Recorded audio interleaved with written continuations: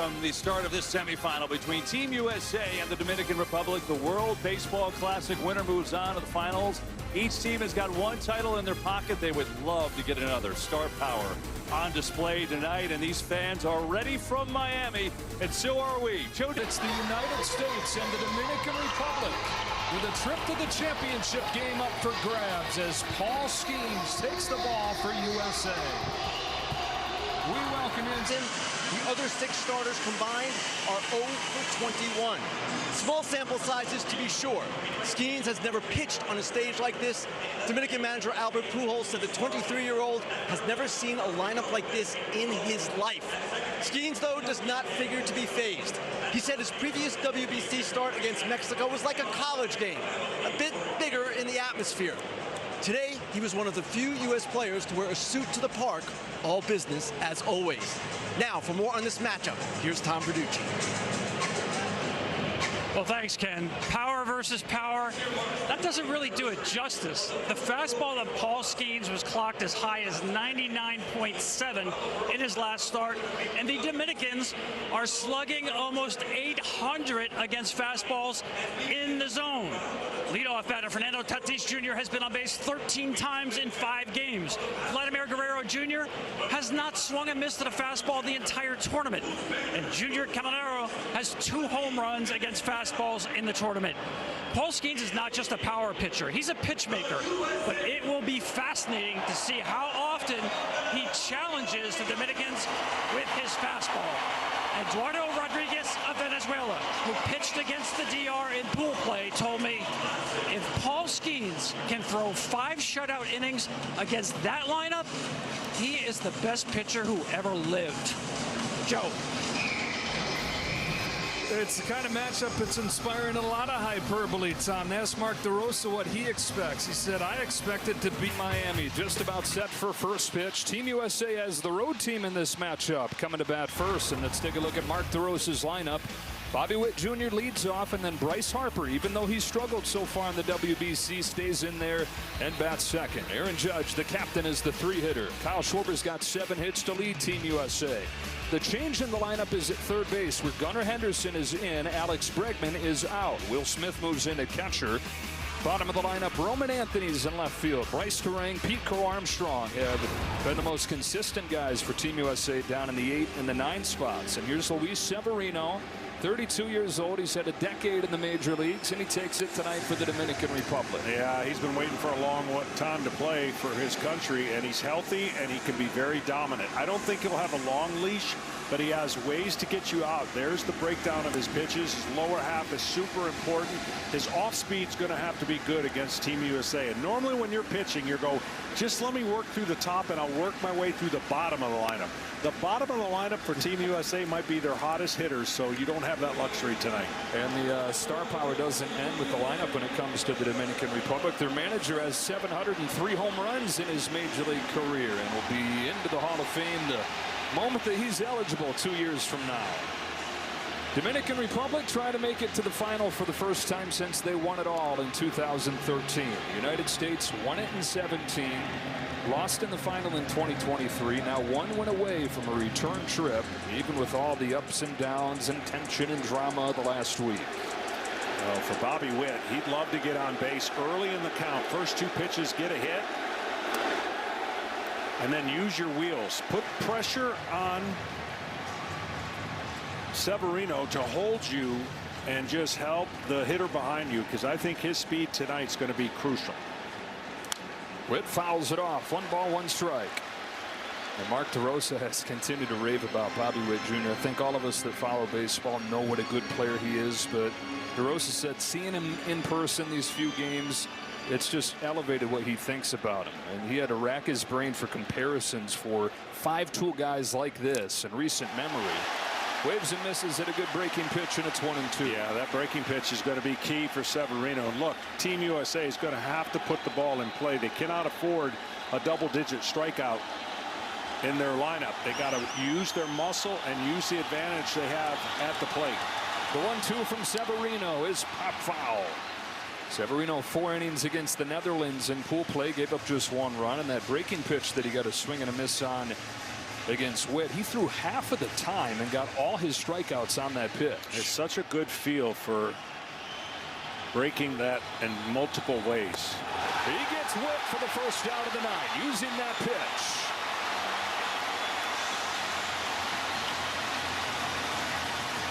He can break it from top to bottom, east to west, or any way you want. He's got a good feel for that pitch. And early in spring training, you tell yourself you're in the middle of your season, because that's the kind of perfection you want and execution you're going to need to get through these teams. And that is what has made this stage frustrating for Bryce Harper, because normally a slump right here is just tooling the swing up for the season. But 3 for 20 in the World Baseball Classic, and he's grinded away extra work, extra rounds of batting practice. Team USA still thinks that he's close. Mark DeRosa contemplated moving him down in the lineup, but he looked and saw that he's got 3 home runs against Severino, and then he's getting these reports from the hitting coaches and from Harper himself that he thinks that he's just a tick away. He's got to be there. If Team USA is going to get the offense going, Harper's got to be part of that. On a 1-1 from Severino, takes inside. What have you seen from him? Well, it's timing, you know, and he's just missing pitches, popping a couple up. He should have had a home run last game, but hit it to the deepest part of the park in Houston. And when his timing is right, he gets on top of the fastball, stays off of the breaking ball in his back foot, and makes it tough on pitchers. Big rip and a foul back. That's the pitch right there. You know, in season, he's not missing too often. And now Severino has the opportunity to go higher than high with that fastball and see if he'll get a chase. He'll chase up. He won't chase the fastball down too often. Back-to-back strikeouts for Luis Severino to start tonight's game.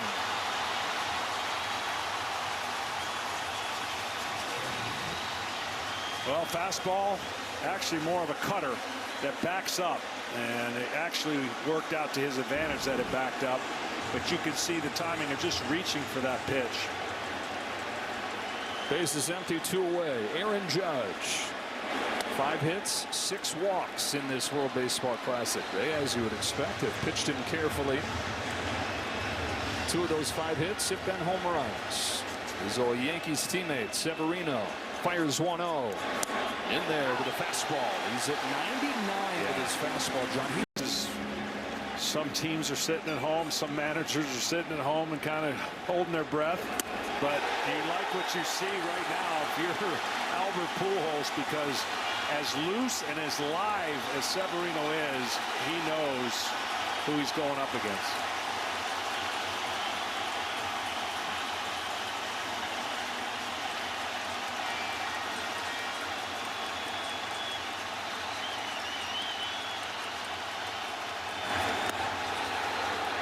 lays off 2-2.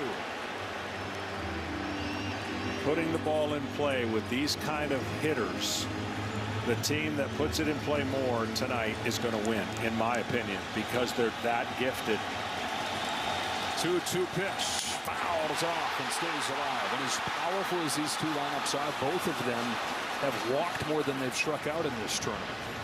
Yeah, and again, getting outs, getting 3 clean outs in an inning is a huge accomplishment. We may see that only 3 or 4 times in this game when you think about the lineup they have to navigate. Witt and Harper both strikeout victims to start this game. 2 balls and 2 strikes on Aaron Judge, and he's worked it full.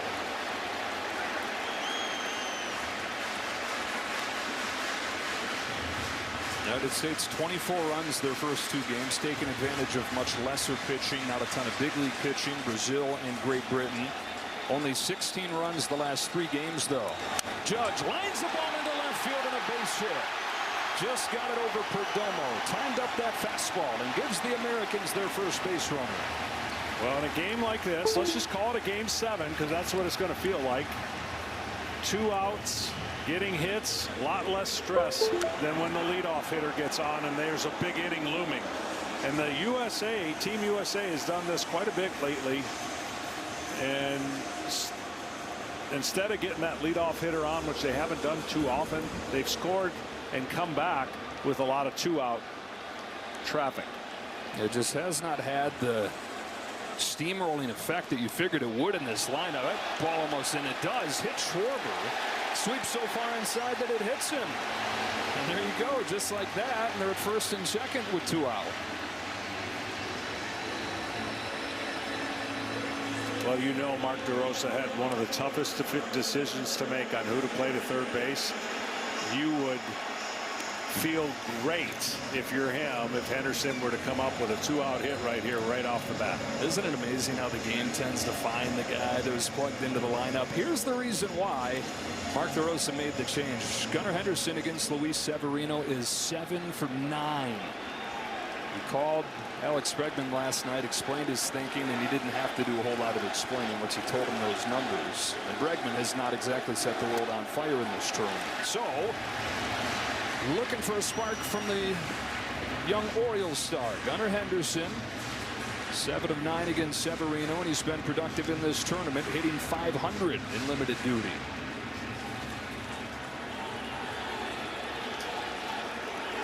Two on, 2 out, 1-0. Sales on Severino for ball 2.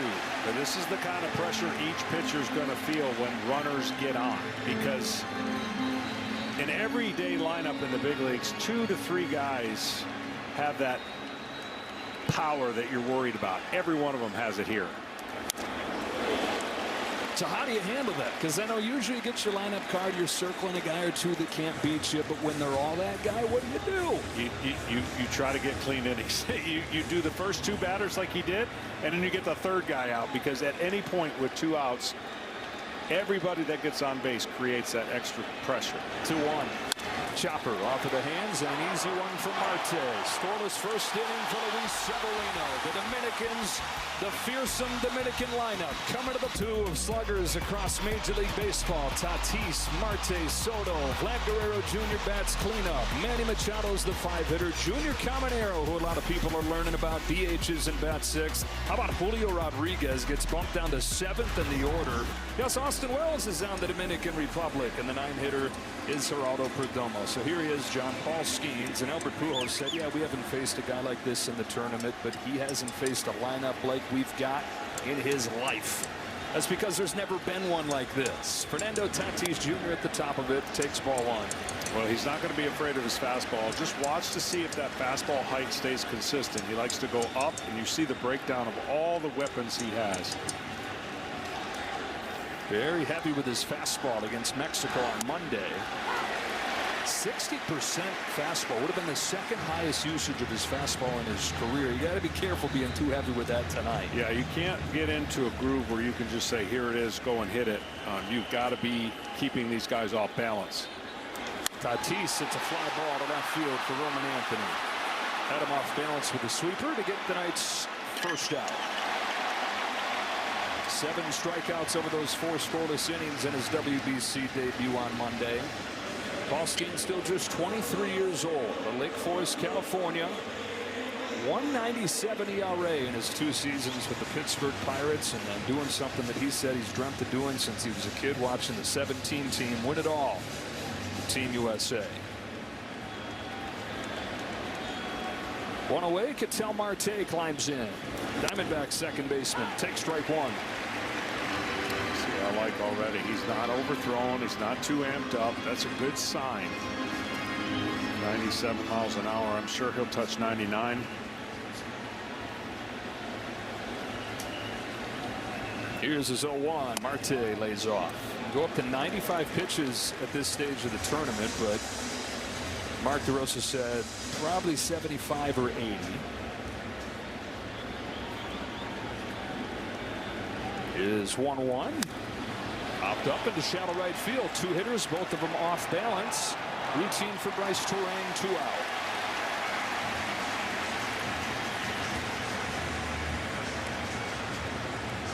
So now he faces Juan Soto. Juan Soto normally always takes the first pitch. I mean, the first 2 to 3 at bats, he'll take the first pitch. I would be nervous ascribing to that right here in this format. I know Big Papi once got you like that. Yes, you thought he was going to take it, and he hit it 500 feet. Dominican great, and he's outside with a fastball. On Soto. Signed that record contract last year for the New York Mets. Got off to a slow start, but you look up at the end and he's hit a career-high 43 home runs. He's led the league in stolen bases and finished third in MVP voting. Takes a strike, 1-1. So the second World Baseball Classic.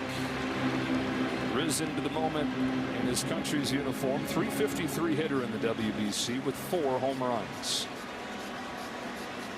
And a 1-1 from Paul Skeens. Juan Soto pulls it on the ground. Diving stop by Bryce Terang. 1-2-3 first, Paul Skeens.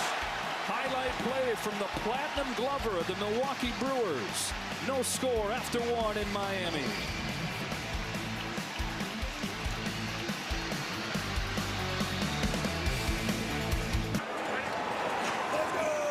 Second inning, no score. United States, Dominican Republic. Luis Severino goes back to work, and you think he was revved up at all in that first inning. His velocity up 3 miles per hour from last year. Put another way, all of last season he had 5 pitches that were 99 plus. He had 3 in the first inning. You can understand why. It's Will Smith to start the second. Strike 1. 98. I absolutely love the way Luis Severino, especially when he came into the game before he got hurt, was such a powerful, fluid pitcher. And he's dealt with certain injuries now that I think hopefully he's past it and he's learned a lot about it. You learn a lot about yourself when you go through injuries.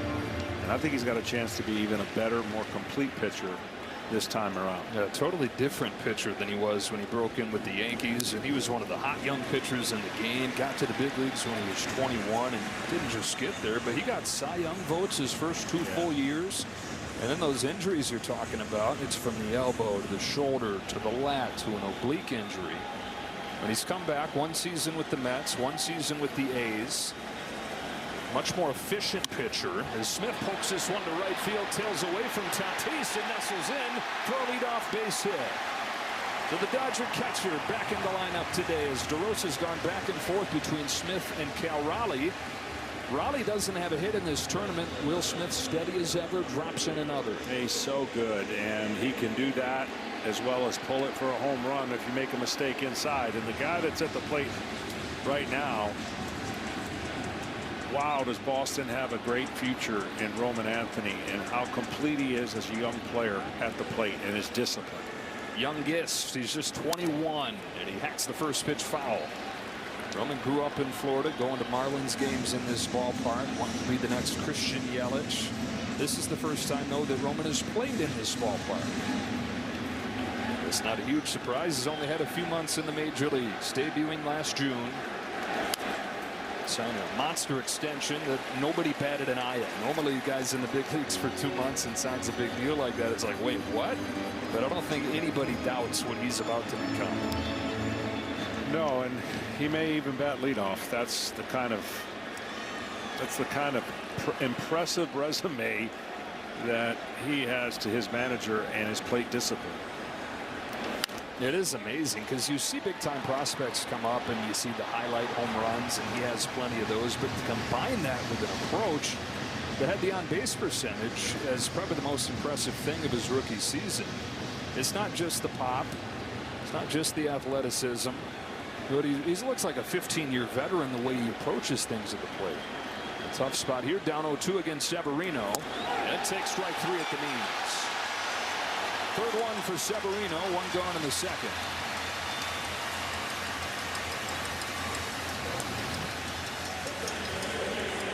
Well, right now he's painting and he's got firmness, and that is 2 good qualities to have. Bottom of the zone, that ball looks like it's going to go low and holds its plane. Comes home to Bryce Terang, misses inside. This is a little more like the old Severino would rack up the strikeouts, be high 90s. Old Severino stuff, but with the more mature veteran Severino knowledge. Now 32, more than a decade in. Terang on the ground to second, could be 2, 4, 6, 3, a double play, and a scoreless second for Luis Severino.